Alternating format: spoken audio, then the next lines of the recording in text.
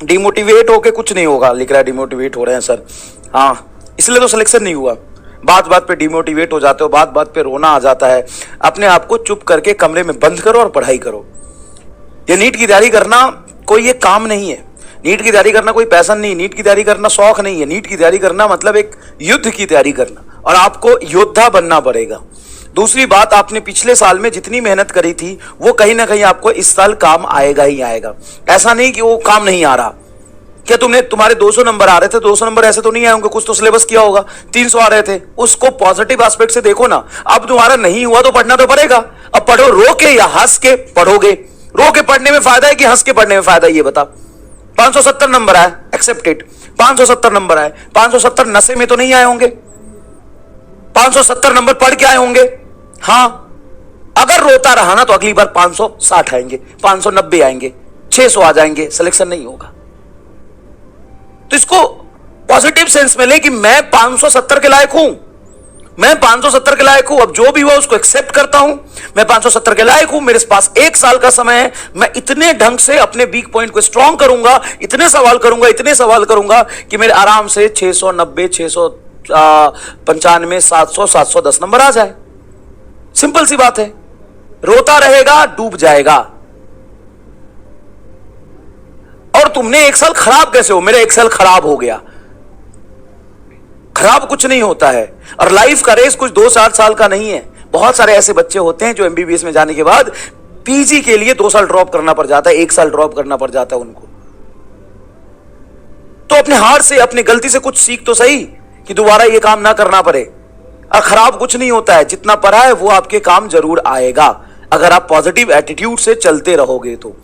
खराब कुछ नहीं है भाई, 1 साल खराब नहीं हुआ है, उसमें तुमने कुछ ना कुछ सीखा है और कुछ गलतियां करी है। तो भाई पढ़ा है वो काम आएगा, और जो गलतियां करी वो दोबारा मत करना। सिंपल सी बात है। गधे बच्चे कहीं के। बैकलॉग बिल्कुल देखो, कई बच्चे ना अभी अभी एडमिशन ले रहे हैं और 4 दिन पहले लिया था, 5 दिन पहले लिया था। बहुत इंपॉर्टेंट बात बता रहा हूं।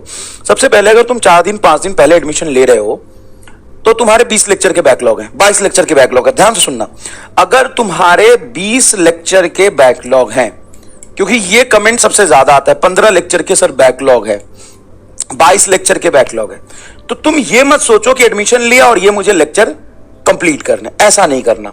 तुम्हें क्या करना है कि तुमने अभी अगर एडमिशन लिया है, मान लो तुमने 17 जून को एडमिशन लिया और तुम्हारे हर सब्जेक्ट में इतने इतने बैकलॉग है, मान लो टोटल तुम्हारे 80 लेक्चर या 70 लेक्चर के बैकलॉग है। मेरी बात सुनना जो मैं समझा रहा हूं, 70 से 80 लेक्चर का बैकलॉग है, 60-70 लेक्चर का बैकलॉग है।